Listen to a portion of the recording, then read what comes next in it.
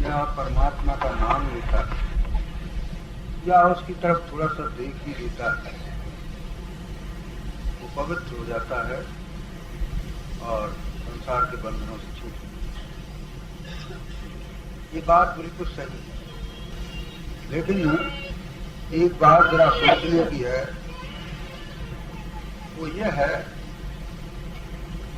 कि केवल ख्याल करने से ये चीज नहीं है। किसी का ख्याल कर लेना और बात, और किसी के निकट पहुंच जाना और बहुत बड़ा फर्क। दीपक का हम ख्याल कर लें तो घर में रोशनी नहीं हो सकती। रोटियों का ख्याल कर लें, भूख नहीं जा सकती। निद्रा का ख्याल कर लें, नींद की खुमारी नहीं जा सकती। उसके लिए नींद में जाना ही पड़ेगा। ख्याल करने से ख्याल इतना करता है कि उस तरफ की उसे याद है। बस हम लोग भगवान का थोड़ा सा ख्याल करते हैं, बस इतना करते। लेकिन वो भजन करना और बात। जैसे ख्याल से हमारी नींद का ख्याल करना, सोमे नहीं, ख्याल करना कि हमें नींद आ रही, हम 8 घंटे भर सो लिए,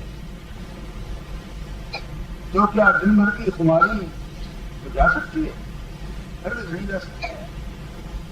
इसी तरह से ईश्वर का थोड़ा सा ध्यान कर लिया, थोड़ा सा नाम ले लिया, कभी कभी रामायण पढ़ ली, कभी कुछ कर लिया। इससे निश्चय जानिए कि जो चीज आप प्राप्त करना चाहते हैं, जिसके लिए जैसा कहा गया है, वो भी बहुत, उसके लिए तो दूसरी चीज है।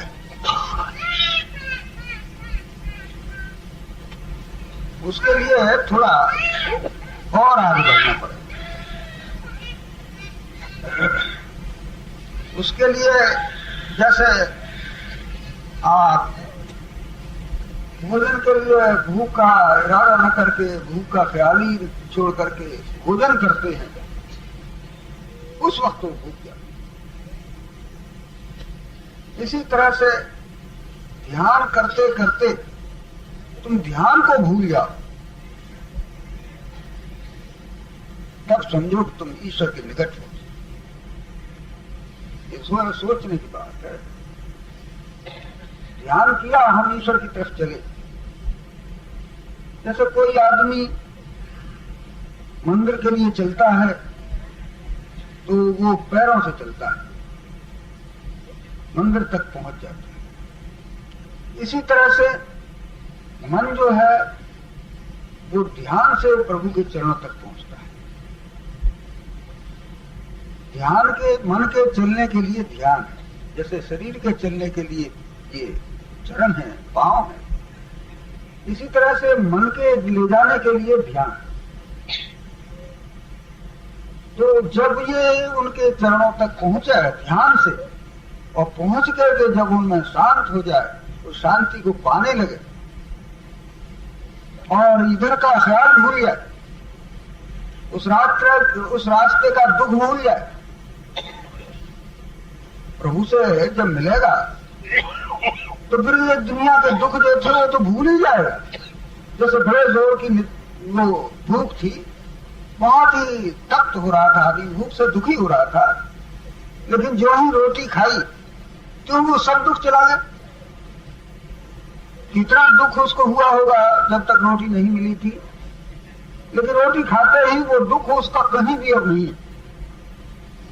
इसी तरह से प्रभु के चरणों तक पहुंचकर उनके निकट पहुंचने में, उनका दर्शन करने से फिर दुनिया के जो करोड़ों दुख उसको हुए थे वो नहीं रहते। ये खास। तो ध्यान करना और बात है, वो है चलना। और ध्यान करते करते उनका भूल कर उनको मिल जाना, ये है भगवान का वचन। ध्यान उनकी शुरुआत है। ये शुरू में चलना है चलते चलते चलते चलते जब हम अपने प्यारे के निकट पहुंचते हैं या किसी के निकट जाना चाहते हैं, तो जब हम पहुंच जाते हैं तो आप जानते हैं कि कितनी थकावटें थी वो सब खत्म हो जाती है। वो पूछता है आपको बड़ी तकलीफ है? नहीं साहब, अब आपके दर्शन हो गए, हमें कोई तकलीफ नहीं, सब आनंद मिले। इसलिए जब तक मनुष्य उस ध्यान से और ऊपर नहीं जाता तब तक समझो भी ध्यान में है, वहां पहुंचा। और भी देखो, नींद का ध्यान और बात है और नींद में चले जाना और बात, नींद का ख्याल करना और बात। अब हम नींद की तरफ जा रहे हैं ऐसा है, लेकिन नींद अभी नहीं है। नींद तब समझो जब नींद का ख्याल चला जाए, जाना ही नहीं कि मैं नींद हूं। कोई सोने वाला ये जानता है कि मैं सो रहा हूं? अगर वो सो रहा है और कह रहा है मैं सो रहा हूं तो समझो कि सोया नहीं। ऐसे ही मनुष्य जब उस अवस्था में पहुंचता है, उस एक रेखा को लांघ जाता है। इसीलिए ये जो लिखी हैं वो ठीक लिखी हैं। जागृत और स्वप्न के बीच में एक रेखा है। जब तक जागृत वाला ये जीवात्मा उस अवस्था में वो रेखा को नहीं लांघेगा तब तक स्वप्न नहीं देख सकता। और स्वप्न और सुषुप्ति के बीच में भी एक रेखा है, उसको नहीं लांघेगा तब तक सुषुप्ति में नहीं जा सकता। इसी तरह से सुषुप्ति और ज्ञान की भी एक अवस्था है, जिसको तुरीय कहते हैं, उसकी भी एक अवस्था है, वो चौथी अवस्था है। उसमें भी जब तक वो उस रेखा को पार नहीं करेगा तब तक उस ज्ञान की अवस्था में नहीं जा सकता। और जब उस ज्ञान की अवस्था में पहुंचता है वहां पर वो भगवान को आनंदित होकर मिलता है, देखता है, उसे एक आनंद आता है, मैं हूं और ये परमात्मा है। कितना सुख मिला मुझे, शांति मिली। लेकिन इससे भी शास्त्रों ने एक ऊंची अवस्था और लिखी है।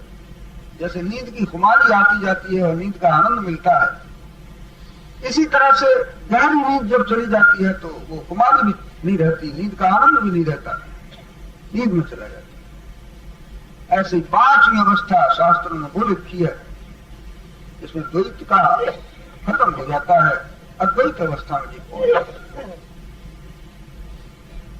वहां जाकर के वो ईश्वर का आनंद वाली भूल जाता है, एक सत्ता में पहुंचता है। ये पांच अवस्था शास्त्रों में लिखी है। आप जब ध्यान करेंगे तो इन पांच अवस्थाओं में होकर के आपको जाना पड़ेगा। ये अवस्थाएं जब ऊपर आएंगी तब इनका आनंद होगा। वो जीवन के लिए आवश्यक। ध्यान हमने बतलाया था, ध्यान एक चलने की हालत है, चलने की दशा है, चल रहे हैं, ध्यान कर रहे हैं। इसमें ध्याता, ध्यान, ध्येय ये रहते, किसका ध्यान कर रहे हैं? भगवान का ध्यान कर रहे हैं।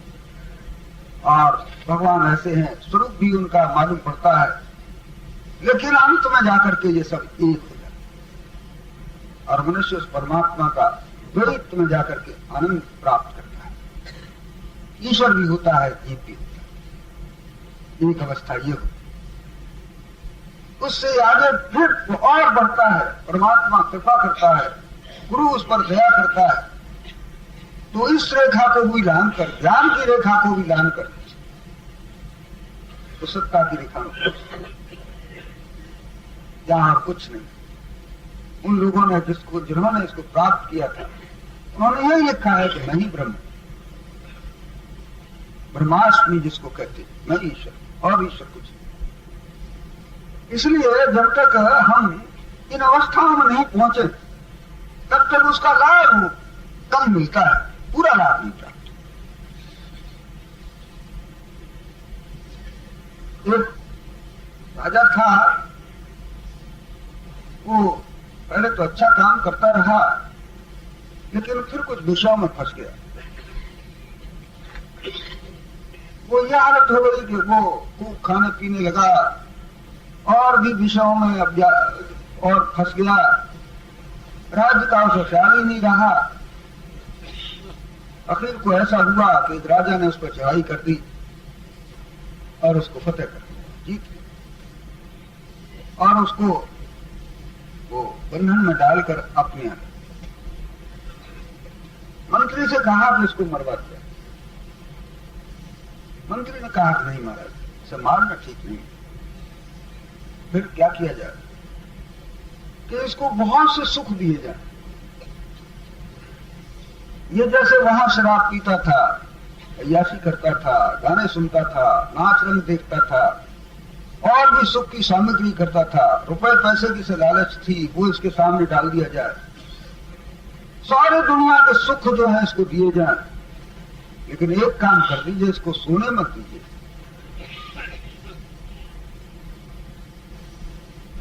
बादशाह कहने लगा बात तो ठीक, ऐसा ही ये चाहता भी है, ठीक, उसके लिए सारी सुविधाएं कर दी। गाने नाचने वाले सामने रहते, बढ़िया से बढ़िया पीने की चीजें रहती, बढ़िया से बढ़िया उसके सामने वस्त्र और भी सुख के सामान रहते, लेकिन वह कहां तक करता। एक रात्रि जागा, दूसरी रात्रि आई तो कहने लगा कि भाई थोड़ी देर के लिए सब बंद कर दो, अब हमें जरा सो रहने दो।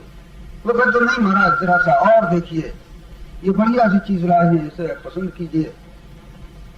आखिर को राजा को वो सोने नहीं दिया।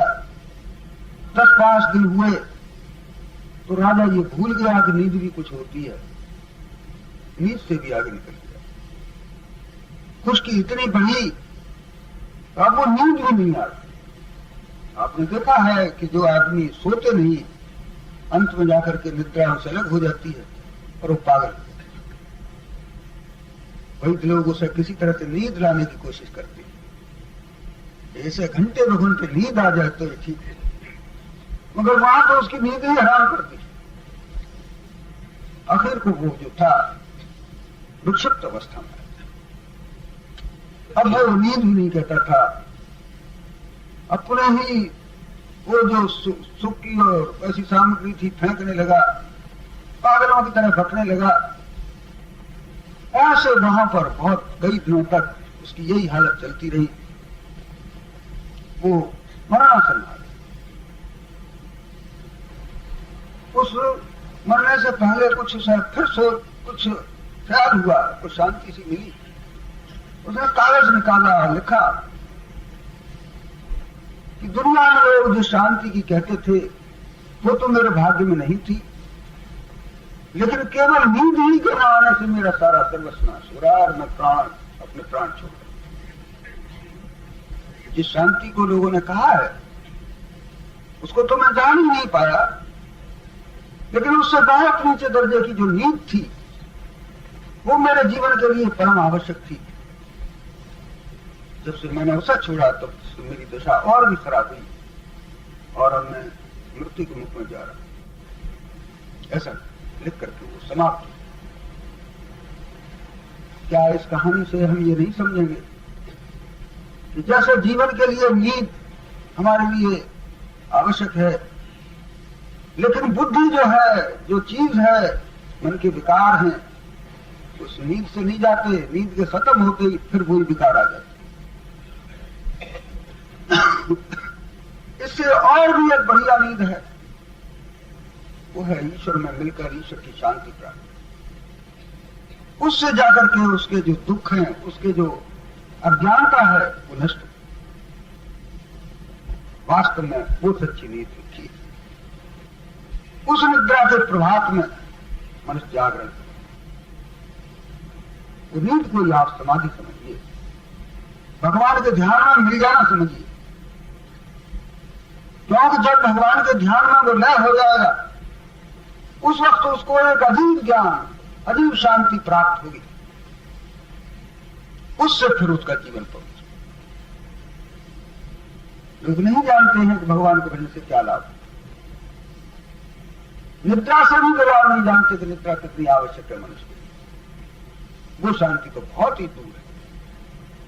इसलिए ईश्वर का भजन करो, ईश्वर का ध्यान करो, लेकिन ध्यान करते करते उस अवस्था में भी जाओ ध्यान से ऊपर।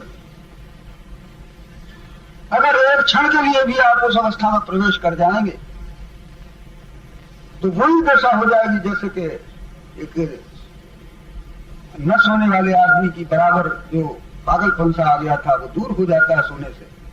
इसी तरह से हमें वो ज्ञान प्राप्त होता है कि हमें कैसे रहना चाहिए, ये संसार कैसे हमें बरतना चाहिए, वो ज्ञान वहां जाकर होता है।